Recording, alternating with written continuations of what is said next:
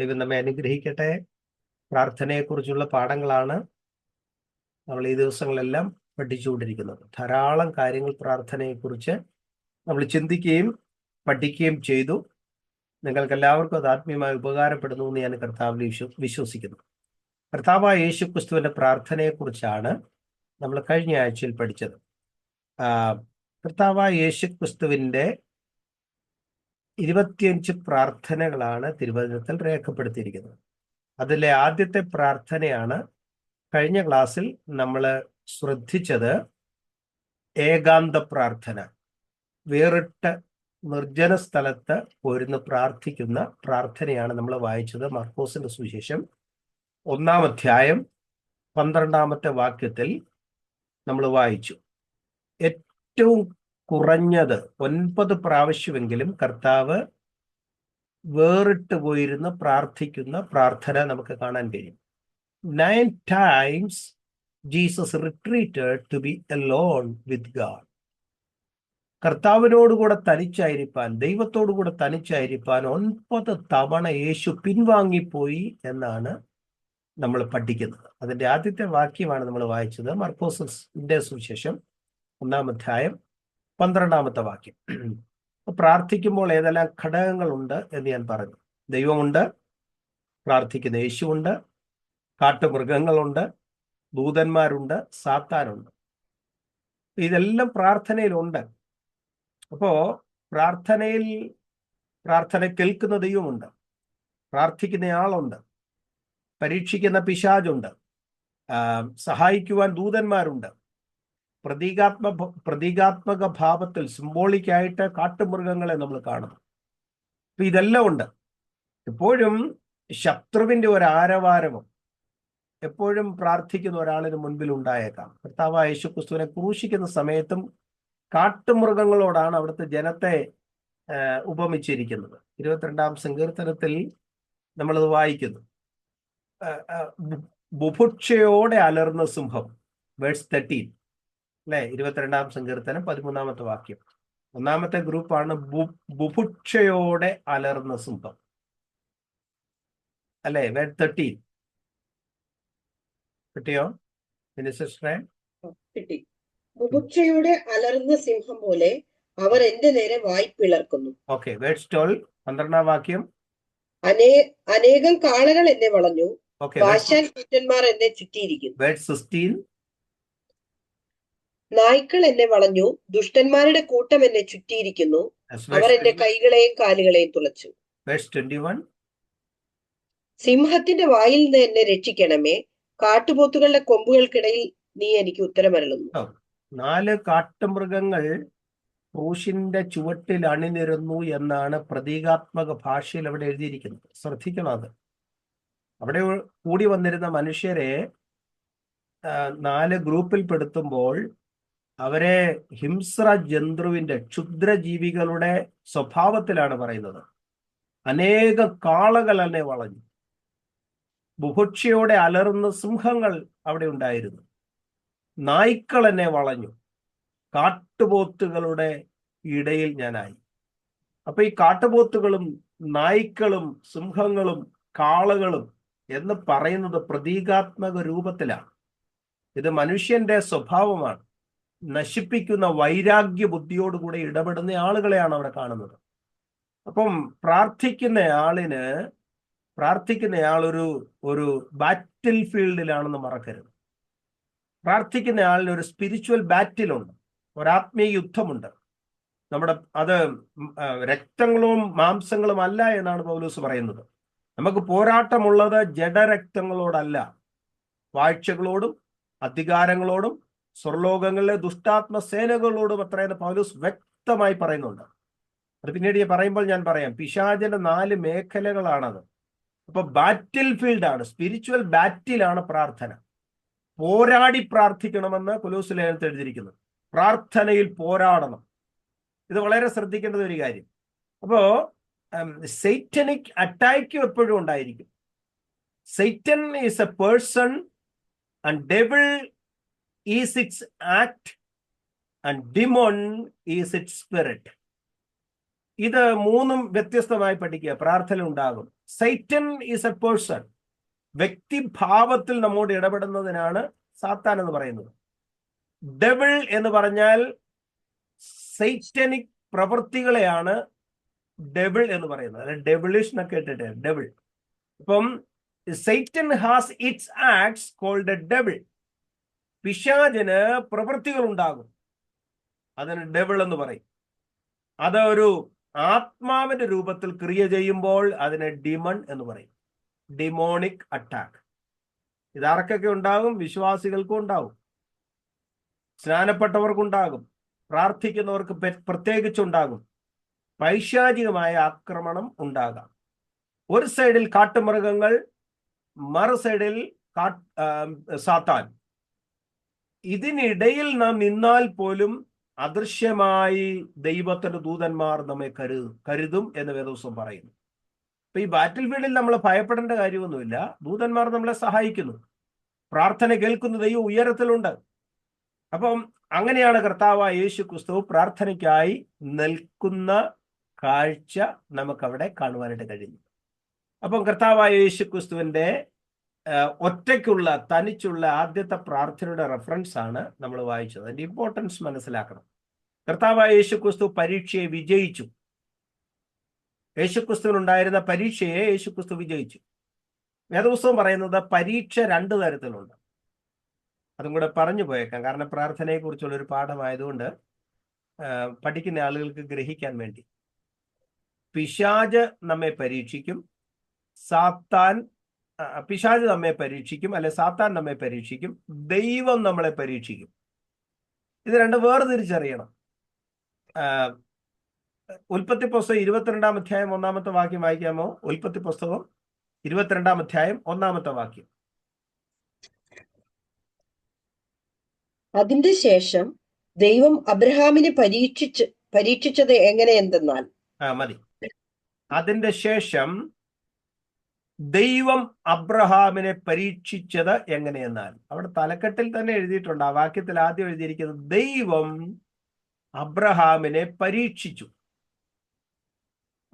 പരീക്ഷിച്ചപ്പോൾ ആ പരീക്ഷയുടെ രൂപം താഴെ എഴുതിയിട്ടുണ്ട്. നിന്റെ ഏകജാതനായ മകൻ ഇസ്ഹാക്കിനെ ഞാൻ കാണിക്കുന്ന ദേശത്ത് കൊണ്ട് യാഗമർപ്പിക്കുവാൻ ദൈവം അബ്രഹാമിനോട് പറയുന്നു.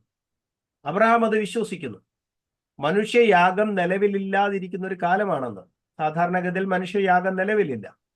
പക്ഷേ മനുഷ്യയാഗം നിലവിലില്ലാതിരുന്ന ഒരു സമയത്തും അബ്രഹാമിനോട് പറഞ്ഞപ്പോൾ അബ്രഹാം അത് വിശ്വസിക്കുകയാണ്.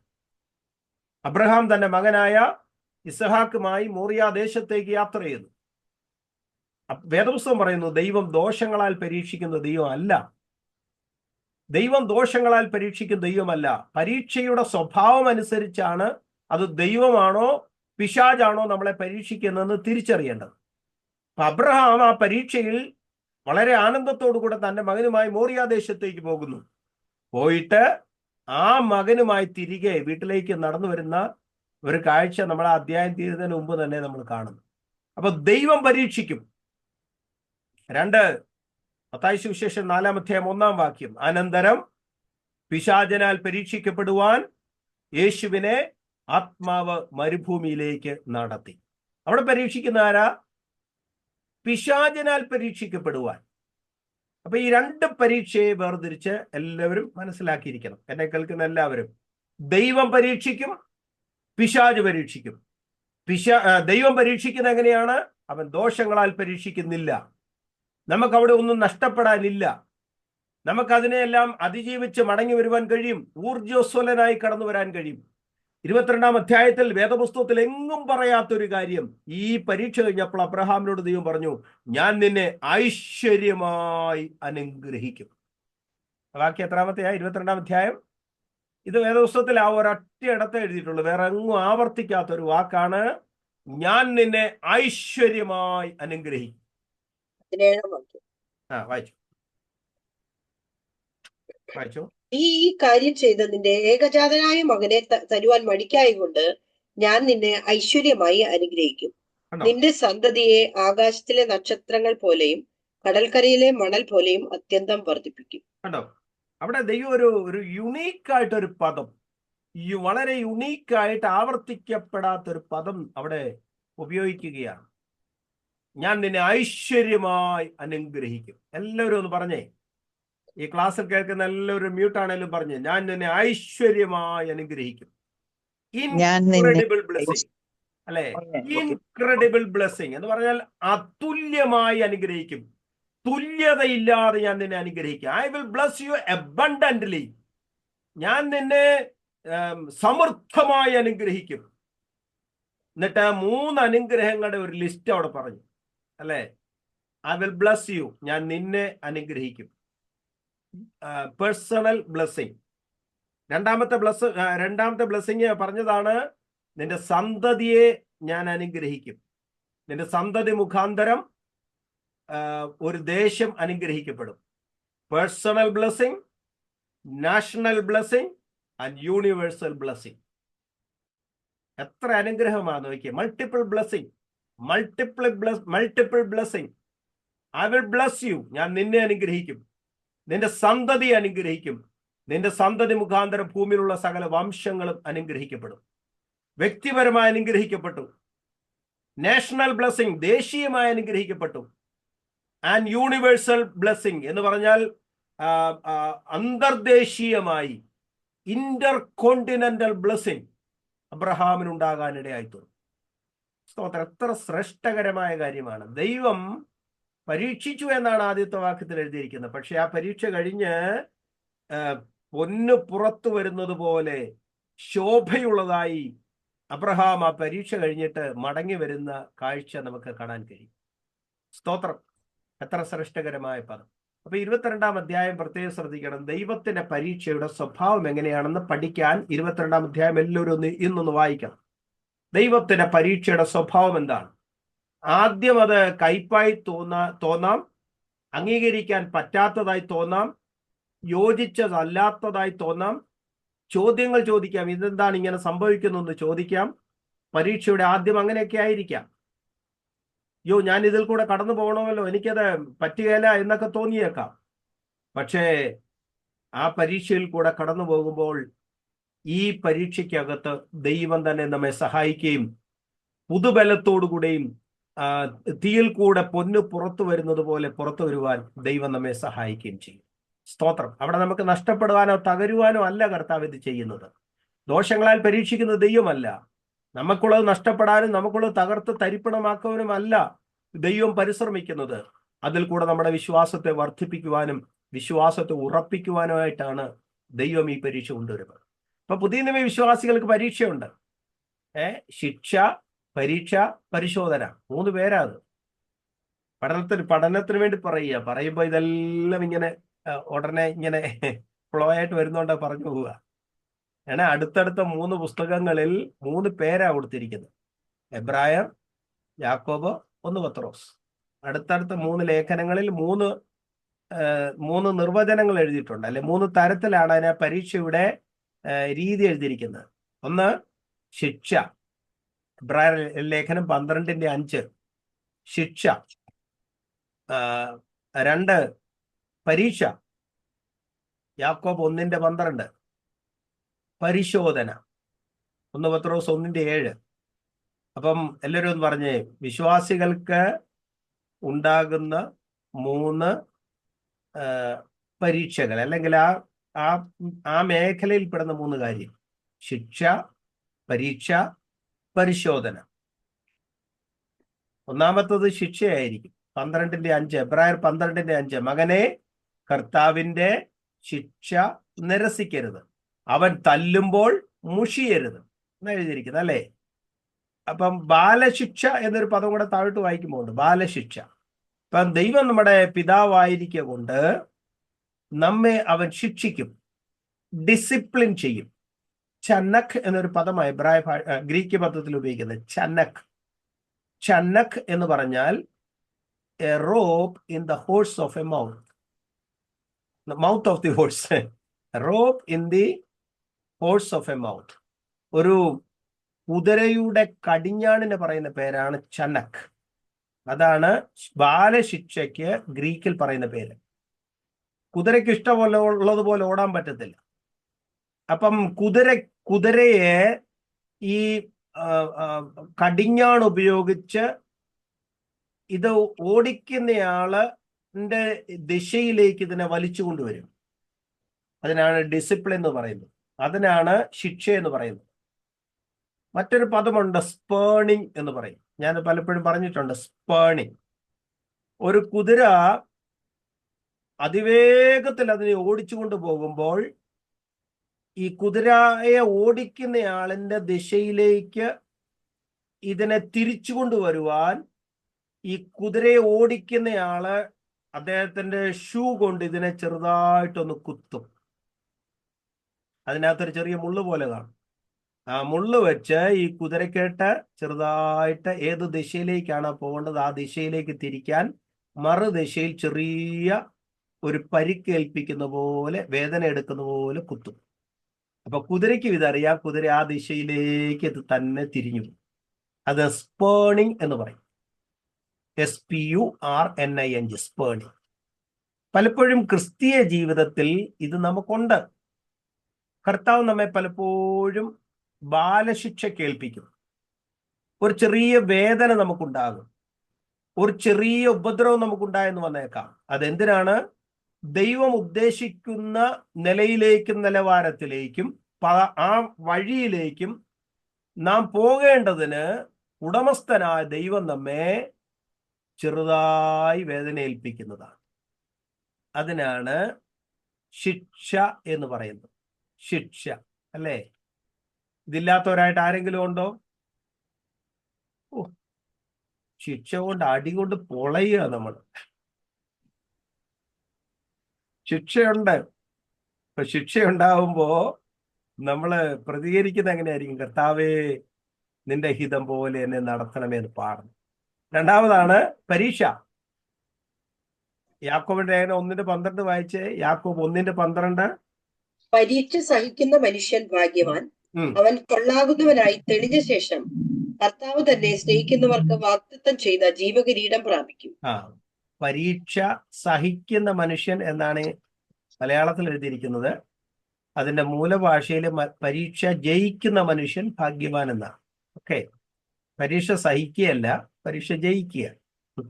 അപ്പൊ പരീക്ഷ ജയിക്കുന്ന മനുഷ്യൻ ഭാഗ്യവാൻ, അവൻ കൊള്ളാകുന്നവനായി തെളിയണം.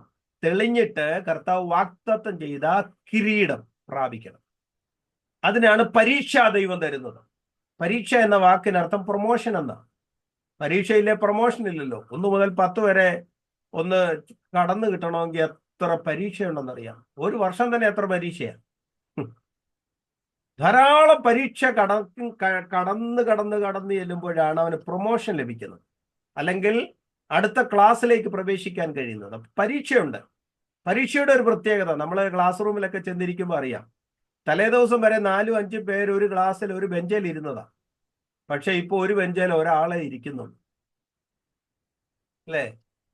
പരീക്ഷയുടെ മറ്റൊരു പ്രത്യേകത, തലേ ദിവസം വരെ ചോദ്യം ചോദിച്ച് ഉത്തരം പറഞ്ഞു തന്ന സാർ അവിടെ നിൽപ്പുണ്ട്. പക്ഷെ ചോദ്യത്തിന്റെ ഉത്തരം ചോദിക്കാൻ പറ്റുമോ? ഇല്ല. നമ്മെ സഹായിച്ച നമ്മുടെ സുഹൃത്തുക്കൾ തൊട്ട ഇടത്തും വലത്തും ഇരിപ്പുണ്ട്. ചോദ്യത്തിന് ഉത്തരം അദ്ദേഹത്തോട് ചോദിക്കാൻ പറ്റുമോ? ഇല്ല. ഇങ്ങനെ ഒരു വിഷമഘട്ടത്തിൽ എത്തുന്നതിനാണ് പരീക്ഷ എന്ന് പറയുന്നത്. എല്ലാവരും ഉണ്ട്, ആരും സഹായിക്കത്തില്ല. എല്ലാവരും ഉണ്ട്. ബന്ധുക്കളുണ്ട്, കൂട്ടുവിശ്വാസികളുണ്ട്, മാതാപിതാക്കളുണ്ട്, സഹായിക്കാൻ ആളുണ്ട്. പക്ഷെ ആരും തിരിഞ്ഞു നോക്കാൻ പറ്റുന്നില്ല. സാധു കുഞ്ഞുപദേശി പാടിയതുപോലെ എല്ലാവരും പാരിൽ കണ്ടും കാണാതെയും പോകുന്നു. അപ്പൊ ആ ഒരു വിഷമഘട്ടം ദൈവജനത്തിന് ഉണ്ട് എന്ന് വേദപുസ്തകം പറയുന്നു. അതെന്തിനാണെന്ന് അറിയാമോ? കൊള്ളാകുന്നവനായി തെളിയാൻ വേണ്ടിയാണ്. സ്തോത്രം. മൂന്നാമതാണ് പരിശോധന. 1:7 വായിച്ചേ. 1 പത്രോസ് 1:7. തീയിൽ ശോധന കഴിക്കുന്ന പൊന്ന്.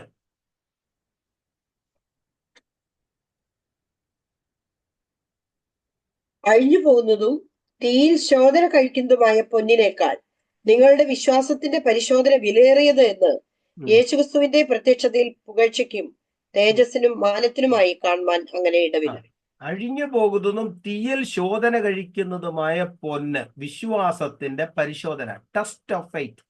അപ്പൊ അത് ടെസ്റ്റാണ്. Punishment, examination and test. Test എന്ന് പറഞ്ഞു കഴിഞ്ഞാല് ഫെയ്ത്തിന്റെ, വിശ്വാസത്തിന്റെ പരിശോധന എന്ന് എഴുതിയിരിക്കുന്നത്. വിശ്വാസത്തിന്റെ പരിശോധന, അത് പൊന്ന് തീയിൽ കൂടെ കടത്തിവിടുന്നതിന് സമാനമായി അതവിടെ രേഖപ്പെടുത്തിയിരിക്കുന്നു. അപ്പൊ നമുക്ക് ടെസ്റ്റ് ഉണ്ട്. എന്തിനാ? ലൈസൻസിനൊക്കെ വാങ്ങാൻ പോകുമ്പോൾ ടെസ്റ്റ് ഉണ്ട്. ഏതൊരു കാര്യത്തിനും ഒരു ടെസ്റ്റ് ഉണ്ട്. എന്തിനും ഒരു നിലവാരം അളക്കുന്ന ഒരു കാര്യമുണ്ട്. വിശ്വാസത്തിനും ടെസ്റ്റ് ഉണ്ട്. ഹല്ലേലൂയ. അതിന്റെ ആഴം അളക്കാൻ, അതിന്റെ ഗാഢത അളക്കാൻ ഒരു ടെസ്റ്റ് ഉണ്ട്. അതിൽ കൂടെ കടന്നു പോകുമ്പോൾ പൊന്ന് തീയിൽ കൂടെ പുറത്തു വരുന്നത് പോലെ അധികം ശോഭയുള്ളതായിട്ട് അത് പുറത്തു വരും എന്നാണ് വേദപുസ്തകം പറയുന്നത്. അപ്പൊ ഈ 3 കാര്യങ്ങൾ വിശ്വാസികൾ ഓർത്തിരിക്കണം.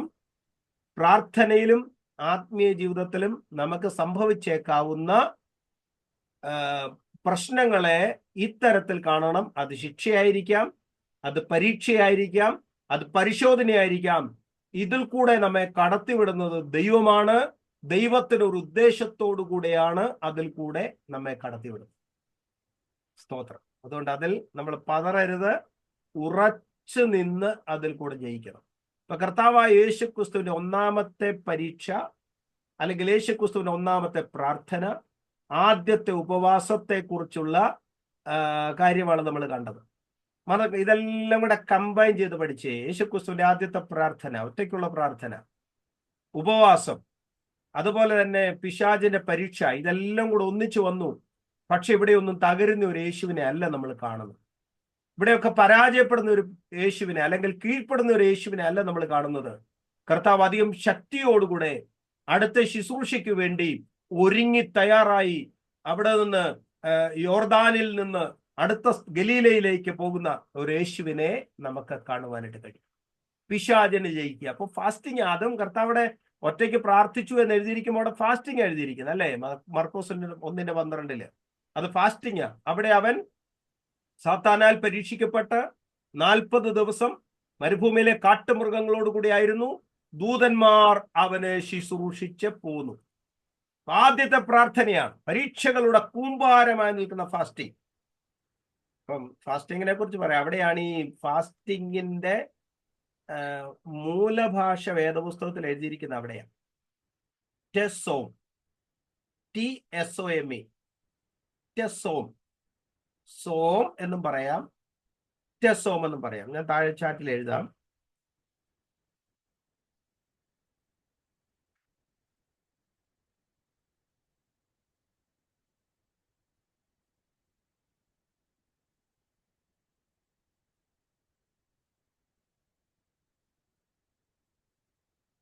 ഈ 2 വാക്കുകളാണ്. സാധാരണ എബ്രായ ഭാഷയ്ക്ക് തത്തുല്യമായി പറയുന്ന ഇംഗ്ലീഷ് വാക്കുകളില്ല. അപ്പൊ നമുക്ക് ഉച്ചാരണം അനുസരിച്ച് ഏത് വാക്കുകൾ വേണേലും എഴുതാം. ഇപ്പൊ ടെസോം എന്നാണ് അത് സാധാരണഗതിയിൽ പറയുന്നത്. ഈ പഴയ നിയമത്തിലെ ഫാസ്റ്റിങ്ങിന് ഓവർകം എന്ന് പറയും. പുതിയ നിയമത്തിൽ എഴുതിയിരിക്കുന്ന ഫാസ്റ്റിംഗ് സ്പിരിച്വൽ ബാറ്റിൽ എന്നുമാണ് പറയാറുള്ളത്. സാധാരണ നമ്മളത് അതിന്റെ കണ്ടന്റ് പഠിച്ചാൽ മതി.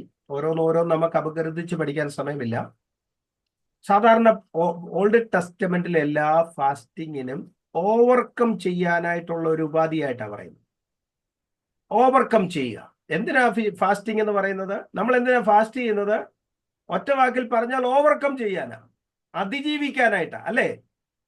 നമ്മുടെ രോഗത്തെ അതിജീവിക്കണം, നമ്മുടെ പ്രശ്നങ്ങളെ നമുക്ക് അതിജീവിക്കണം, നമ്മുടെ വെല്ലുവിളികളെ നമുക്ക് അതിജീവിക്കണം, നമുക്കെതിരായി ആഞ്ഞടിക്കുന്ന തിരമാലകളെ അതിജീവിക്കണം. എന്താ ഫാസ്റ്റിംഗ്? അത് അതിജീവിക്കുവാനായിട്ടുള്ള പ്രക്രിയയാണ് ഫാസ്റ്റിംഗ്. പഴയ നിയമത്തിലെ ഫാസ്റ്റിങ്ങുകളെല്ലാം സമയമുള്ളപ്പോ നമ്മളൊന്ന് വായിക്കുകയോ പഠിക്കുകയോ ഒക്കെ ചെയ്യുന്നത് നല്ലതായിരിക്കാം. ഫാസ്റ്റിംഗ് എന്നുള്ള ആ പദങ്ങൾ മാത്രം എടുത്തൊന്ന് പഠിക്കണം. ഓക്കെ, ഫാസ്റ്റിംഗ് എന്നുള്ള പദം ടെസോം എന്ന് പറയുന്ന ഈ വേദപുസ്തകത്തിൽ ഇപ്പൊ കർത്താവായ യേശുക്രിസ്തുവിന്റെ ഫാസ്റ്റിങ്ങിനെ കുറിച്ച് പറഞ്ഞപ്പം ഡേ ആൻഡ് നൈറ്റ് എന്നൊരു പദമുണ്ട്. ഡേ ആൻഡ് നൈറ്റ്, 40 രാവും 40 പകലും. അങ്ങനെ എഴുതിയിരിക്കുന്നത് 40 രാവും 40 പകലും. ഏലിയാവിന്റെ ഫാസ്റ്റിങ്ങിനും അങ്ങനെ എഴുതിയിരിക്കുന്നത് 40 രാവും 40 പകലും. മോശയുടെ ഫാസ്റ്റിങ്ങിൽ എഴുതിയിരിക്കുന്നത് 40 രാവും 40 പകലും. ഇവിടെ എല്ലാം ഡേ ആൻഡ് നൈറ്റ് എന്ന് എഴുതിയിട്ടുണ്ട്. അങ്ങനെ ഫാസ്റ്റ് ചെയ്യുന്നതിനാണ് ഈ സത്യത്തിൽ ടെസോം എന്ന് പറയുന്നത്. ഡിപ്പെൻഡ് ഓൺ ഗോഡ് എലോൺ, അതാണ് ആ വാക്കിന്റെ അർത്ഥം. Depend on God alone. ഫാസ്റ്റിങ്ങിലെ ഒന്നിലും ആശ്രയിക്കുക, ദൈവത്തിൽ മാത്രം ഒരാൾ ആശ്രയിക്കാൻ തുനിഞ്ഞാൽ അതിന് പറയുന്ന പേരാണ് ഫാസ്റ്റിംഗ്. അതാണ് ടെസോം. അതിന്റെ ഊഷ്മളതയിൽ ആഹാരവും വിശപ്പും മറക്കുന്നു. അതാണ് ഫാസ്റ്റിങ്ങിന്റെ ഒരു പ്രത്യേകത.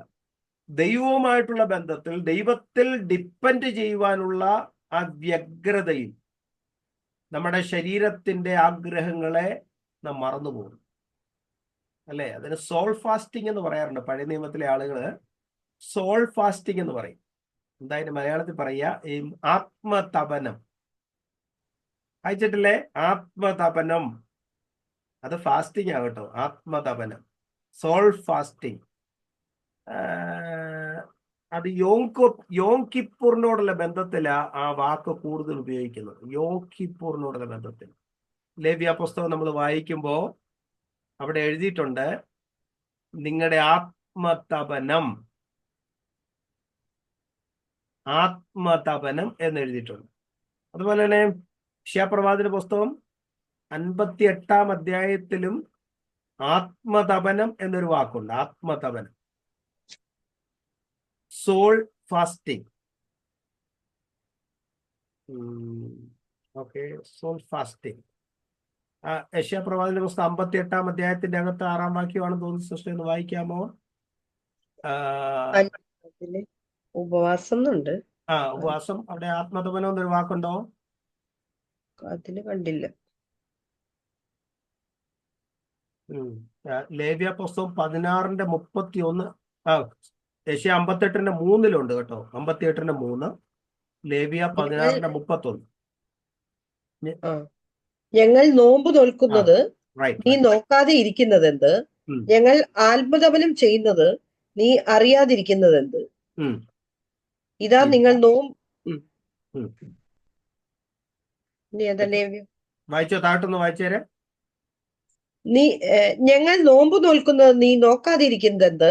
ഞങ്ങൾ ആത്മതപനം ചെയ്യുന്നത് നീ അറിയാതിരിക്കുന്നതെന്ത്? ഇതാ നിങ്ങൾ നോമ്പ് നോൽക്കുന്ന ദിവസത്തിൽ തന്നെ നിങ്ങളുടെ കാര്യാദികളെ നോക്കുകയും നിങ്ങളുടെ എല്ലാ വേലക്കാരെയും കൊണ്ട് അധ്വാനിപ്പിക്കുകയും ചെയ്യുന്നു. നിങ്ങൾ വിവാദത്തിനും കലഹത്തിനും ക്രൂരമുഷ്ടി കൊണ്ട് അടിക്കേണ്ടതിനും നോമ്പ് നോൽക്കുന്നു. നിങ്ങളുടെ പ്രാർത്ഥന ഉയരത്തിൽ കേൾപ്പാൻ തക്കവണ്ണമല്ല നിങ്ങൾ ഇന്ന് നോമ്പ് നോൽക്കുന്നത്. അവിടെ എഴുതിയിരിക്കുന്ന ആദ്യത്തെ ആ വാക്യത്തിൽ ആരംഭിക്കുന്ന ആത്മതപനം. ഞങ്ങൾ നോമ്പ് നോൽക്കുന്നത് നീ നോക്കാതെ ഇരിക്കുന്നത് എന്ത്? ഞങ്ങൾ ആത്മതപനം ചെയ്യുന്നത് അറിയാതിരിക്കുന്നത് എന്ത്? Soul fasting. സോൾ ഫാസ്റ്റിംഗ് എന്ന് പറഞ്ഞാൽ ലിമിറ്റ് ചെയ്യുക എന്നർത്ഥം. ലിമിറ്റ് ചെയ്യുക. ഒരുവൻ മറ്റൊരു കാര്യാദികളെയും നോക്കാതെ സോളിനെ മാത്രം കോൺസെൻട്രേറ്റ് ചെയ്ത് ലിമിറ്റ് ചെയ്യുക. അതിന് ആത്മതപനം എന്ന് പറയുന്നത്. മറ്റൊരു കാര്യവും നോക്കുന്നില്ല. അതാ താഴത്തെ വാക്യത്തിൽ ഇരിക്കുന്നത്, നിങ്ങളുടെ കാര്യാദികളെ നോക്കാതെ, വേലക്കാരെ കൊണ്ട് അധ്വാനിപ്പിക്കാതെ, കലഹത്തിനും ക്രൂരമുഷ്ടിക്കും വിവാദത്തിനും ഒന്നും ഇടകൊടുക്കാതെ ദൈവത്തിങ്കലേക്ക് തന്നെ നോക്കിയിരിക്കുന്നതിന് പറയുന്ന പേരാണ് ആത്മതപനം, സോൾ ഫാസ്റ്റിംഗ്. ഇത് യോം കിപ്പൂറിൽ ചെയ്യണമെന്ന് ദൈവം നിഷ്കർഷിച്ചിരുന്നു. അതാ ലേവ്യ പുസ്തകം 16-31. ലേവ്യ പുസ്തകം 16-31 ഒന്ന് വായിച്ചേ. അത് നിങ്ങളുടെ വിശുദ്ധ സ്വസ്ഥതയുള്ള ശബത്ത് ആയിരിക്കണം. നിങ്ങൾ ആത്മതപനം ചെയ്യണം. അത് നിങ്ങൾക്ക് എന്നേക്കുമുള്ള ചട്ടമാകുന്നു. നിങ്ങൾ ആത്മതപനം ചെയ്യണം, സോൾ ഫാസ്റ്റിംഗ് ചെയ്യണം, അത് എന്നേക്കുമുള്ള ചട്ടമാകും. ഇപ്പൊ പഴയ നിയമത്തിലെ ഫാസ്റ്റിങ്ങിന്റെ വൈവിധ്യങ്ങളാണ് ഞാൻ പറഞ്ഞു വരുന്നത്. ഇതൊരു വലിയ ഡീറ്റെയിൽ സ്റ്റഡിയാണ് കേട്ടോ. പഴയ നിയമത്തിലെ ഫാസ്റ്റിങ് 26 പ്രാവശ്യം വേദപുസ്തകത്തിൽ ഈ ഫാസ്റ്റിംഗ് എന്നുള്ള അല്ലെങ്കിൽ ടെസോം എന്ന പദമുണ്ട്. അത് എടുത്തെടുത്ത് ഓരോ കണ്ടന്റുകളും പഠിക്കണം. അപ്പൊ ഇസ്രായേൽ മക്കൾ എങ്ങനെയാണ് ഓരോ കാര്യത്തെ ഓവർകം ചെയ്തതെന്ന് നമുക്ക് മനസ്സിലാക്കാൻ കഴിയും. അവരുടെ ബാറ്റില്, അവരുടെ യുദ്ധങ്ങൾ എങ്ങനെയാണ് അവർ ഓവർകം ചെയ്തത്, അവരുടെ മാനസിക സംഘർഷങ്ങൾ എങ്ങനെയാണ് അവർ ഓവർകം ചെയ്തത്, ദേശത്തിലെ രാജാവും രാജാക്കന്മാരും അവർക്കെതിരായി വന്നപ്പോൾ അവരെങ്ങനെയാണ് ഇതിനെ ഓവർകം ചെയ്തത്? ഇതെല്ലാം നമ്മൾ പഠിക്കണം. പഠിക്കുമ്പോൾ നമുക്ക് എങ്ങനെയാണ് ഇതൊക്കെ ഓവർകം ചെയ്യാൻ കഴിയുന്നത് എന്ന് നമുക്ക് പഠിക്കാൻ കഴിയും. അത് നമ്മൾ അപ്ലൈ ചെയ്താൽ മതി. സ്തോത്രം. അത് നമ്മൾ പഠിക്കണം. അപ്പം നമ്മൾ ക്രിസ്ത്യൻ ഫാസ്റ്റിംഗ് വെച്ചിട്ട് ഇന്നത്തെ കാലത്തെ ഫാസ്റ്റിങ്ങിന്റെ ഉദ്ദേശം എന്താ? നമ്മുടെ ശാരീരിക ആഗ്രഹങ്ങളോട് ബന്ധപ്പെട്ട എന്ത് ചെയ്യരുതെന്ന് പറയുന്നോ അതിനു വേണ്ടിയാണ് നമ്മളിപ്പോ ഫാസ്റ്റിംഗ്. ജഡമോഹം, കൺമോഹം, ജീവനത്തിന്റെ പ്രതാപം, ഇതിനു വേണ്ടിയാ ഇപ്പോഴത്തെ ഫാസ്റ്റിംഗ്. പിണങ്ങിയെന്ന് തോന്നുന്നു അല്ലേ? നമ്മുടെ ഫാസ്റ്റിങ്ങിന്റെ റീസൺ എന്താ? ഞങ്ങളെ എന്തോ പറയുന്നു നിങ്ങളെ? സെബാസ്റ്റ്യൻ ജോർജ് പാസ്റ്റർ പോയോ? ഇപ്പോഴേ നമ്മുടെ ഇപ്പോഴത്തെ ഫാസ്റ്റിങ്ങിന്റെ റീസൺ എന്താ? ഈ 3 കാര്യമാ. എന്ത് പാടില്ലെന്ന് പറയുന്നു അതിനുവേണ്ടി എപ്പോഴത്തെ ഫാസ്റ്റിങ്. ജഡമോഹം,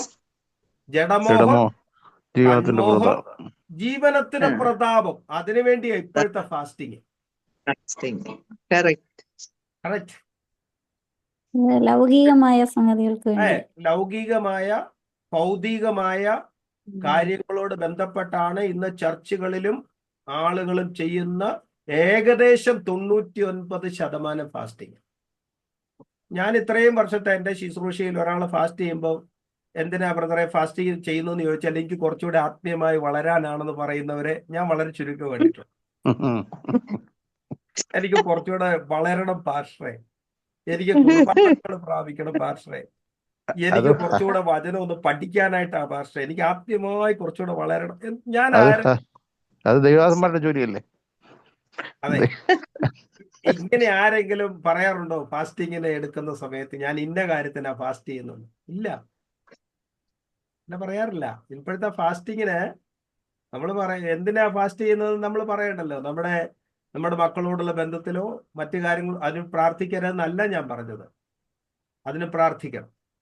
അത് വേദപുസ്തകത്തിൽ വാക്യമുണ്ട്, പ്രാർത്ഥിക്കണം. പക്ഷെ 90% ഫാസ്റ്റിങ്ങുകളും നമ്മുടെ ഭൗതിക ശാരീരിക ഉയർച്ചകൾക്ക് വേണ്ടി മാത്രം ആയി പോകുന്നു. മോശ 40 ദിവസം ഉപവസിച്ചു. എത്ര പ്രാവശ്യം ഉപവസിച്ചു? 2 പ്രാവശ്യം. 2 പ്രാവശ്യം. 40 days ഫാസ്റ്റിംഗ്. മിനിസ്റ്ററെ,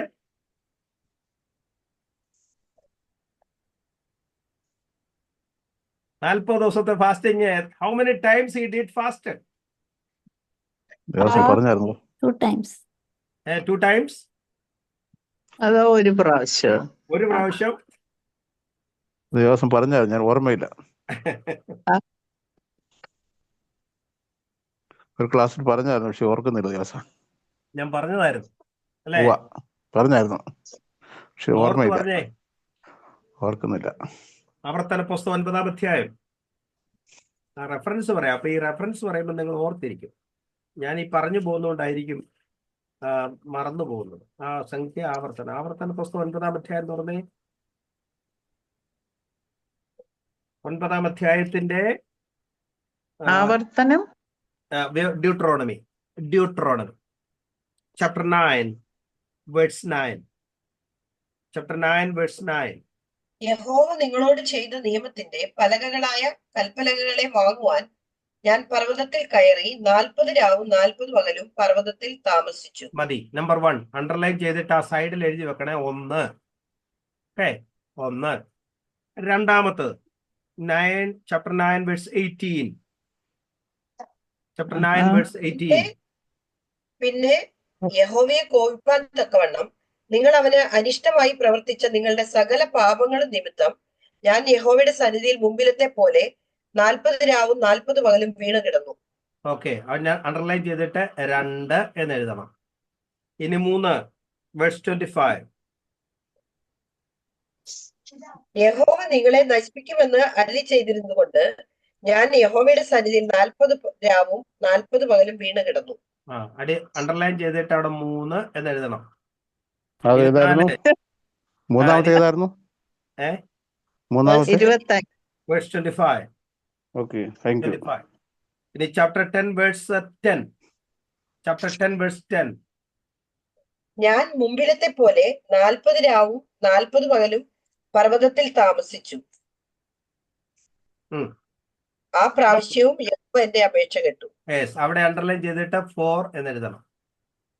ഓക്കെ, ഇതാണ് 4 fastings of Moses, 40 days and night. Okay, ഒന്നാമത്തെ പ്രാവശ്യം നമ്മൾ കാണുന്നത് ചാപ്റ്റർ 9 വേഴ്സ് 9. ആ പ്രാവശ്യമാണ്, അത് പെൻഡക്കോസ്റ്റ് എന്ന് പറയും. പെൻഡക്കോസ്റ്റ് ഡേയില് മോശ പർവ്വതത്തിലേക്ക് ദൈവത്തിന്റെ സന്നിധിയിലേക്ക് കയറിപ്പോകുന്നു. അവിടെ ചെന്നിട്ട് കൽപ്പലകകൾ വാങ്ങി തിരികെ വരുന്നു. തിരികെ വരുമ്പോൾ ജനം കെട്ടഴിയപ്പെട്ടവരായി കണ്ടു. അപ്പൊ മോശ എന്ത് ചെയ്തു? കയ്യിലിരുന്ന കൽപ്പലക എറിഞ്ഞുടച്ചു. എന്നിട്ട് അവിടെ 3000 പേരെ സംഹരിച്ചു. അതിൽ മോശ അനുതപിച്ചു. ആ അനുതപിക്കുന്ന പ്രാർത്ഥനയാണ് 9:18. 9:18. താന് 40 ദിവസം അനുതപിക്കുവാനായിട്ട് എടുത്തു. ആ കാര്യത്തിൽ മോശ ചെയ്ത തെറ്റിന് അനുതപിക്കുവാൻ 40 days വീണ്ടും ഫാസ്റ്റ് ചെയ്തു. ഓക്കെ, മൂന്നാമത്തെ ഫാസ്റ്റിംഗ് ദൈവം പറഞ്ഞു, ഞാൻ അവരെ കനാൻ ദേശത്തേക്ക് കൊണ്ടുപോകയില്ലെന്ന് പറഞ്ഞു. അത് മോശയ്ക്ക് വിഷമമായിപ്പോയി.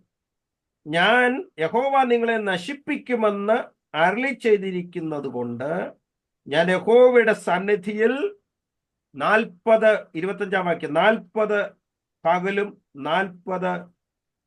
പകലും വീണ് കിടന്നു. അപ്പൊ ദൈവം ചെയ്ത വാക്കിനെ, ആ പ്രോമിസിനെ ദൈവം തിരിച്ചെടുത്തു.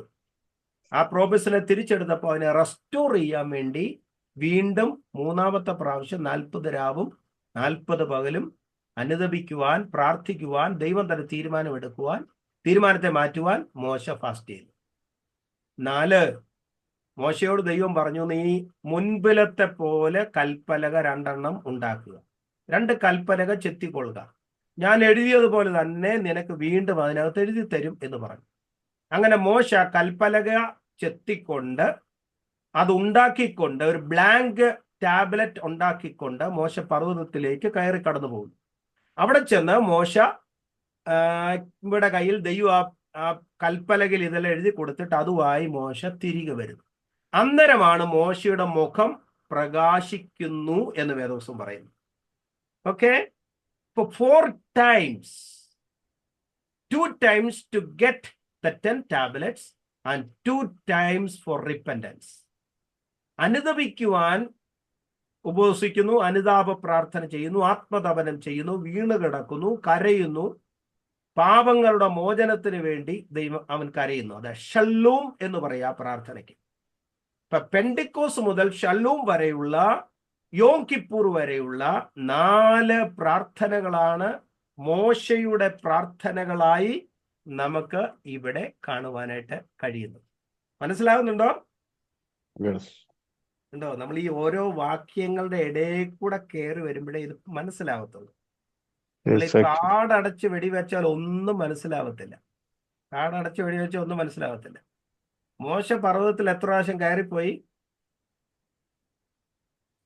എന്തിനാ ഈ ചോദ്യമൊക്കെ ചോദിക്കുന്നത് അല്ലേ? 8 പ്രാവശ്യം. 8 പ്രാവശ്യം. ഒരല്പം കൂടെ ഒന്ന് കൂട്ടാമോ? മോശ പർവ്വതത്തിൽ എത്ര പ്രാവശ്യം കയറിപ്പോയി? How many times did Moses ascend Mount Sinai? ആരെങ്കിലും ഉത്തരം പറഞ്ഞു? തെറ്റിയാലും ഒരു കുഴപ്പമില്ല. ഇനിയിപ്പോ പറഞ്ഞാൽ തെറ്റിപ്പോകത്തില്ല, അതുകൊണ്ട് അറിഞ്ഞുകൂടാ.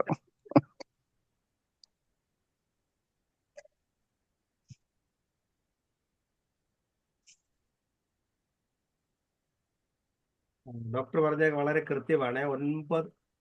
8 പ്രാവശ്യം. 8 പ്രാവശ്യം. നമ്മൾ പലപ്പോഴും ഇത് തിരിച്ച് ഓരോ റെഫറൻസ് എടുത്ത് വായിച്ചില്ലെങ്കിലുണ്ടല്ലോ, നമ്മൾ ഈ 1 പ്രാവശ്യം പോയെന്ന് മാത്രമേ നമുക്ക് തോന്നത്തുള്ളൂ. കൽപ്പലക മേടിക്കാൻ 40 ദിവസം ഉപവസിച്ചു, എത്ര പ്രാവശ്യം ഫാസ്റ്റ് ചെയ്ത് നമ്മൾ മനസ്സിലാക്കി വെച്ചിരിക്കുന്നത്? 1 പ്രാവശ്യം അല്ലെ 2 പ്രാവശ്യം. അത്രേ നമ്മൾ മനസ്സിലാക്കിയിട്ടുള്ളൂ. പക്ഷെ നമ്മൾ ഓരോ വാക്യങ്ങളും നന്നായി വായിച്ചു വരുമ്പോൾ മോസസ് എത്രമാത്രം ആ കാര്യത്തിന് വേണ്ടി ആത്മതപനം ചെയ്തു എന്ന് നമുക്ക് ഗ്രഹിക്കാൻ കഴിയും. Praise the Lord. 8 times he went up to Horeb mountain. 8 പ്രാവശ്യമാണ് മോശ ഈ ഹോരേബ് പർവ്വതത്തിൽ കയറുകയും ചെയ്തത്. അല്ല ഈസി ആയിട്ട് ഈ 10 കൽപ്പനയല്ല ഈസി ആയിട്ട് കിട്ടിയെന്ന് വിചാരിക്കരുത്. 40 ദിവസത്തെ 4 ദിവസത്തെ പ്രാർത്ഥന എന്ന് പറയുമ്പോൾ 160 ദിവസമാണ്. 160 ദിവസം. അത് ഒരു 40 കഴിഞ്ഞ ഉടനെ 40 കഴിഞ്ഞ ഉടനെ 40. ഒരു പർവ്വതത്തിൽ കയറിയിട്ട് ഇറങ്ങി വന്നേച്ച് ഉടനെ ഇങ്ങോട്ട് കയറി വരാൻ പറയും, പിന്നെയും കയറി പോകണം. ഒരു സൈക്കിള് പോലും പോകുകയില്ലാത്ത സ്ഥലമാണ് അവിടെയൊക്കെ. സ്തോത്രം. കർത്താവിന്റെ വേലയെന്ന് പറയുന്നത് ഇത് വാങ്ങുക, ദൈവത്തിന്റെ ജനത്തിന് ആ കൽപ്പന കൊടുക്കുക, ടെസ്റ്റമെന്റ് കൊടുക്കുക എന്ന് പറയുന്നത് എത്ര ബുദ്ധിമുട്ടുള്ള കാര്യമാണെന്നറിയുമോ? ദൈവത്തോടു കൂടി ഇരിക്കുന്നത് നല്ലതായിരിക്കും, പക്ഷെ താഴോട്ടിറങ്ങി വരുമ്പോൾ ജനം മർമർ ചെയ്യുന്നൊരു ജനത്തെ ആണ് നമ്മൾ കാണുന്നത്. അപ്പൊ ഇതൊക്കെ വളരെ വലിയൊരു കാര്യമാണ്. ഇതിന്റെ നോട്ട് വേണം, ആർക്കെങ്കിലും വേണമെങ്കിൽ ഞാൻ അയച്ചു തരാം. How many times did Moses ascend Sinai? 8 times. അതിന്റെ നോട്ട് ഞാൻ അയച്ചു തരാം. ഒരുപക്ഷെ നമുക്ക് ഇത്രത്തോളം ഈ ക്ലാസ്സിൽ പറയാൻ ബുദ്ധിമുട്ടുണ്ടെങ്കിൽ അതിന് നോട്ട് ഞാൻ അയച്ചു തരാം. ദൈവമക്കൾ വായിക്കണം. ഞാൻ അയക്കുന്നതൊക്കെ വായിക്കുന്നുണ്ടോ? എല്ലാം ഉണ്ട് ദിവസം. അത് വായിക്കാനൊന്നും പറ്റില്ലല്ലോ. അത് നോട്ട്സുകൾ എല്ലാവരും വായിക്കും. ഞാൻ കഴിഞ്ഞ ദിവസം ഹൗ ടു റീഡ് ബൈബിൾ എന്നുള്ളത് എത്ര പേര് വായിച്ചു? പഷാട്ട് റമസ് എന്നൊക്കെ പറയുന്നത് വായിച്ചില്ല. പഠിക്കണം. അപ്പൊ 8 times 8 പ്രാവശ്യമാണ് മോസസ് ഒരേ പർവ്വതത്തിൽ പോകുന്നത്. 40 ദിവസങ്ങളുടെ 4 ഫാസ്റ്റിംഗ് ആണ് മോസസ് ചെയ്യുന്നത്. എന്നിട്ടാണ് ഈ 611 മിർസോട്ടുകൾ, കൽപ്പനകൾ ദൈവത്തിങ്കൽ ഏറ്റുവാങ്ങുന്നത്. 611 പ്ലസ് 2, അതായത് 10 കൽപ്പനയുടെ ആദ്യത്തെ 2 കൽപ്പനയും കൂടെ കൂട്ടി 613 കൽപ്പനകളാണ് ഇസ്രായേൽ മക്കൾക്ക് ലഭിക്കുന്നത്. സ്തോത്രം. അതിനെ 2ആയിട്ട് തിരിക്കുന്നു. ദൈവം നേരിട്ട് കൊടുത്തത്, മോശ മുഖാന്തരം കൊടുത്തത്. ഓക്കെ, ദൈവം നേരിട്ട് കൊടുത്തത് ഏതാ? ദൈവം ഇസ്രായേൽ മക്കൾക്ക് നേരിട്ട് കൊടുത്തു. മോശ മുഖാന്തരം അല്ലാതെ കൊടുത്തത് 10 കൽപ്പന ദൈവം നേരിട്ട് കൈകൊണ്ട് എഴുതി കൊടുക്കുമല്ലായിരുന്നു. മോശ അവിടെ പോസ്റ്റ്മാനേ ഉള്ളൂ. മോശയോട് ഒരു വാക്കോ കുത്തോ കോമായോ അതിനകത്ത് ചേർത്തിട്ടില്ല. നേരിട്ട് കൊടുത്തതാ. മറ്റെല്ലാം മോശയ്ക്ക് കൊടുത്തിട്ട് മോശ എടുത്തു പറഞ്ഞതാണ്. ഇതാണ് ഇസ്രായേൽ മക്കളുടെ മിർസോട്ട് എന്ന് പറയുന്നത്. അപ്പം ദൈവം നേരിട്ട് കൊടുത്തതും മോശ മുഖാന്തരം കൊടുത്തതും ഇത് രണ്ടും കൂടെ സമ്മേളിക്കുന്നതാണ് ഇസ്രായേൽ മക്കളുടെ മിർസോട്ട്, അവരുടെ ചട്ടങ്ങൾ എന്ന് പറയുന്നത്. അപ്പൊ ഇത് വാങ്ങിക്കൊണ്ടാണ് മോശ മുൻപോട്ട് പോകുന്നത്. അപ്പം ഫാസ്റ്റിങ്ങിനെ കുറിച്ചുള്ള പഠനം വളരെ വിശാലമാണ്, വളരെ ആഴമായി പഠിക്കേണ്ടതാണ്. ഫാസ്റ്റിങ്ങിനെ കുറിച്ച് ഞാൻ പറഞ്ഞു വന്നത് പഴയ നിയമത്തിലെ ഫാസ്റ്റിംഗ് ഓവർകം ചെയ്യുക എന്ന് പറയും. അവരെ തന്നെ ചുരുക്കി, അതിനാണ് ആത്മതപനം എന്ന് മലയാളത്തിൽ എഴുതിയിരിക്കുന്നത്. അവർ മറ്റു കാര്യാദികൾ നോക്കാതെ, മറ്റൊരു കാര്യത്തിൽ ഇടപെടാതെ ആത്മതപനം ചെയ്ത് തങ്ങളിലേക്ക് തന്നെ ചുരുക്കി ദൈവവും അവരുമായിട്ട് മാത്രം ബന്ധപ്പെട്ടു. Depend on God Elon. അതാണ് പഴയ നിയമത്തിലെ ഫാസ്റ്റിംഗ്. പുതിയ നിയമത്തിലെ ഫാസ്റ്റിംഗ് എന്താണ്? ബാറ്റിൽ ഗ്രൗണ്ട്. അവര് ഒരു എന്താ പറയാ, ബാറ്റിൽ ഗ്രൗണ്ട് എന്ന് പറയുമ്പോൾ യുദ്ധം ചെയ്യുവാനായിട്ടുള്ള തയ്യാറെടുപ്പായിരുന്നു ആ ഫാസ്റ്റിങ്ങിലല്ല. പുതിയ നിയമത്തിലെ എല്ലാ ഫാസ്റ്റിങ്ങും അവർ യുദ്ധം ചെയ്യുവാനായിട്ടുള്ള തയ്യാറെടുപ്പാണ്. ഈ ഫാസ്റ്റിങ്ങിനെ കുറിച്ച് ഏറ്റവും അധികം പറഞ്ഞത് യേശു തന്നെയാണ്. മത്തായി സുവിശേഷം 4-ാം അധ്യായം 2-ാം വാക്യത്തിൽ യേശു ക്രിസ്തു സ്വന്തമായി ഫാസ്റ്റ് ചെയ്തു, ഉപവസിച്ചു. മത്തായി സുവിശേഷം 6-ാം അധ്യായം 16-ാം വാക്യത്തിൽ പർവ്വത പ്രസംഗത്തിൽ, ഗിരിപ്രഭാഷണത്തിൽ ഫാസ്റ്റിങ്ങിനെ കുറിച്ച് കർത്താവ് പറഞ്ഞു. എന്താ പറഞ്ഞത്? 6:16 മുതൽ 18 വരെ ഉപവസിക്കുമ്പോൾ കപടഭക്തിക്കാരെ പോലെ വാടിയ മുഖം കാണിക്കരുത്. അവർ ഉപവസിക്കുന്നത് മനുഷ്യർക്കും വിളങ്ങേണ്ടതിന് മുഖം വിരൂപമാക്കുന്നു. അവർക്ക് പ്രതിഫലം കിട്ടിപ്പോയി എന്ന് ഞാൻ നിങ്ങളോട് പറയുന്നു. നീയോ ഉപവസിക്കുമ്പോൾ നിന്റെ ഉപവാസം മനുഷ്യർക്കല്ല, രഹസ്യത്തിലുള്ള പിതാവിന് വിളങ്ങേണ്ടതിന് തലയിൽ എണ്ണ തേച്ച് മുഖം കഴുകുക. രഹസ്യത്തിൽ കാണുന്ന പിതാവ് നിനക്ക് പ്രതിഫലം തരും. കർത്താവ് പ്രാർത്ഥനയെക്കുറിച്ച് പർവ്വത പ്രസംഗത്തിൽ പറഞ്ഞതായ കാര്യമാണ് അവിടെ ഞാൻ പറഞ്ഞത്. മൂന്നാമത് കർത്താവ് പറഞ്ഞത് എന്താ പറയാ, മത്തായി സുവിശേഷം 9:29 9:29 ഉപവാസ പ്രാർത്ഥനയാലും, ആ വാക്യം ഒന്ന് വായിച്ചു. 9:29 9:29 അവൻ അവരുടെ കണ്ണു തൊട്ട് നിങ്ങളുടെ വിശ്വാസം പോലെ നിങ്ങൾക്ക് ഭവിക്കട്ടെ എന്ന് പറഞ്ഞു. ഉടനെ അവരുടെ കണ്ണു തുറന്നു. പിന്നെ യേശു നോക്കുവിൻ, ആരും അറിയരുത് എന്ന് അമർച്ചയായി കൽപ്പിച്ചു. അവരോ പുറപ്പെട്ട് ആ ദേശത്തിലൊക്കെയും അവന്റെ ശ്രുതിയെ പരത്തി. This kind can come out by nothing but prayer and fasting. Mark 9:29 അല്ലേ അത്? ഞാൻ മാർക്ക് 9:29 മാത്യു വായിച്ചത്. Mark 9:29 sorry. പ്രാർത്ഥനയാലല്ലാതെ ഈ ജാതി ഒന്നിനാലും നീ പുറപ്പെട്ടു പോകുകയില്ല. മലയാളത്തിൽ പ്രാർത്ഥനയാലെന്നേ ഉള്ളൂ. ഇംഗ്ലീഷ് എഴുതിയിരിക്കുന്നത് this kind can come out by nothing but prayer and fasting എന്ന് എഴുതിയിരിക്കുന്നത് NKJV-യിൽ. Prayer and fasting.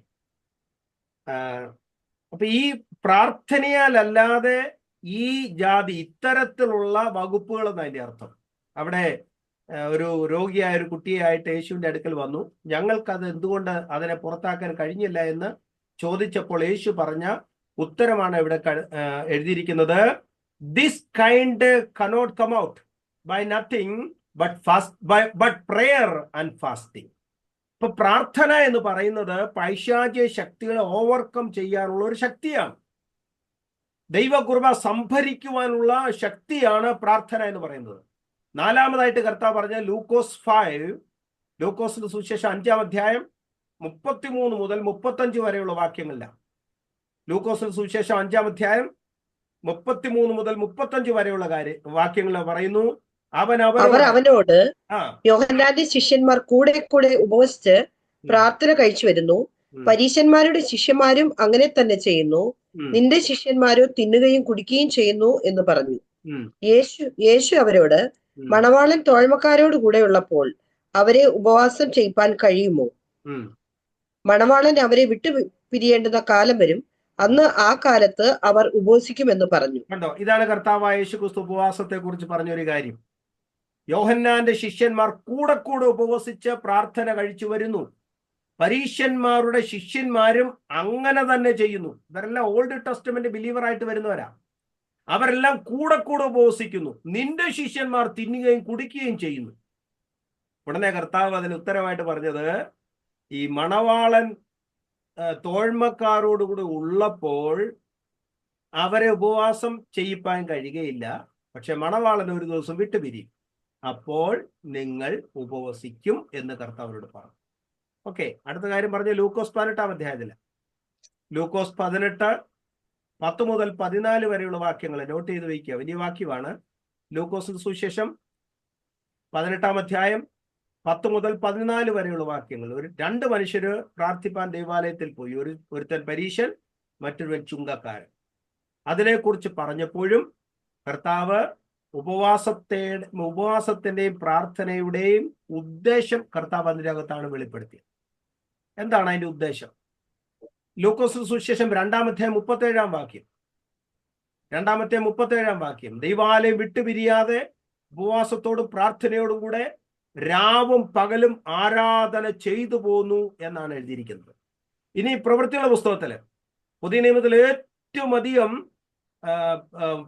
ഉപവാസത്തെ കുറിച്ച് എഴുതിയിരിക്കുന്നത് പ്രവൃത്തികളുടെ പുസ്തകത്തിലാണ്. ആ പ്രവൃത്തികളുടെ പുസ്തകത്തിൽ എഴുതിയിരിക്കുന്ന ഫാസ്റ്റിങ് പ്രെയർ വിത്ത് ഫാസ്റ്റിംഗ് എന്നല്ല എടുത്ത് എഴുതിയിരിക്കുന്നത്. പ്രെയർ വിത്ത് ഫാസ്റ്റിംഗ്. പഴയ നിയമത്തിലെല്ലാം ഫാസ്റ്റിംഗ് എന്നുള്ള ഒറ്റ വാക്ക് കാണുമ്പോൾ പുതിയ നിയമത്തിലെല്ലാം പ്രെയർ വിത്ത് ഫാസ്റ്റിംഗ്. അല്ലെ? നെസ്റ്റൈവ എന്ന് പറയും. നെസ്റ്റൈവ. ഞാൻ ഇവിടെ എഴുതാം.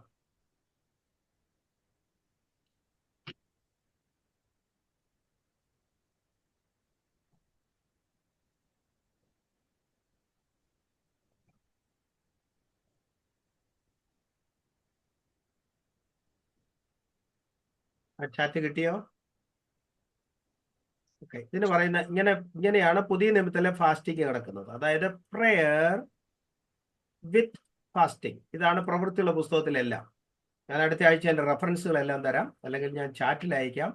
ദൈവമക്കൾ അതെല്ലാം ഒന്ന് റെഫർ ചെയ്ത് വായിക്കണം. ഒരു സാക്രിഫിഷ്യൽ പ്രെയർ ആണ് അവിടെ ഉദ്ദേശിക്കുന്നത്.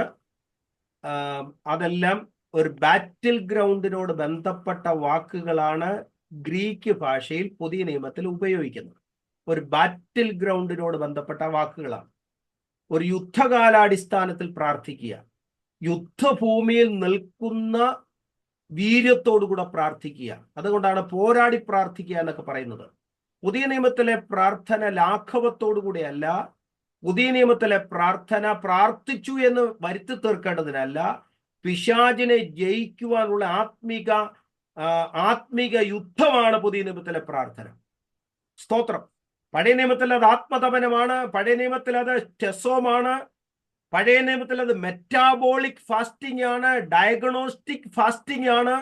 അത് എന്താ പറയാ, അത് നമ്മളെ ഓവർകം ചെയ്യാനായിട്ടാണ്, എന്തിനേയും ഓവർകം ചെയ്യാനായിട്ടുള്ള ബലം സംഭരിക്കുന്നതാണ് പ്രാർത്ഥനയെങ്കിൽ, പുതിയ നിയമത്തിൽ പൈശാചിക ശക്തികളോട് നാം പോരാടുന്ന പ്രക്രിയയാണ് പുതിയ നിയമത്തിലെ പ്രാർത്ഥന. ഹല്ലേലൂയ. അതിന് ബലം തരുന്നത് കർത്താവാണ്. കാരണം പ്രാർത്ഥിക്കാൻ നമ്മളോട് പറഞ്ഞത് കർത്താവാണ്. ഇന്ന് പകൽക്കാലം നമുക്ക് പ്രാർത്ഥിക്കാം. കഴിവുള്ളവരൊക്കെ ഉപവസിക്കണം. സ്തോത്രം. ലോകത്തിന്റെ സ്ഥിതിഗതികൾ മാറുകയാണ്, രാജ്യം മാറിക്കൊണ്ടിരിക്കുകയാണ്. സ്തോത്രം. സഭയ്ക്ക് കൂടുതൽ ശക്തി സംഭരിച്ചേ പറ്റൂ. ഈ കാലങ്ങളിൽ ഓരോ വിശ്വാസികളും നമ്മൾ കുറെ കൂടെ ശക്തി സംഭരിച്ചേ പറ്റൂ. കുറെ കൂടെ ഊർജം പ്രാർത്ഥനയിൽ കൂടെ സംഭരിച്ചേ പറ്റൂ. പിശാച് നേരെയും ഒളിഞ്ഞും തെളിഞ്ഞും ഒക്കെ ആക്രമിക്കുന്ന ഒരു കാലമാണ്. അതിനെ ആക്രമിക്കുവാൻ ദൈവമക്കൾ അതീവ ശക്തിയോടുകൂടെ പോരാടണം. കാലം അതിന്റെ അന്ത്യത്തിൽ എത്തിയിരിക്കുന്നു.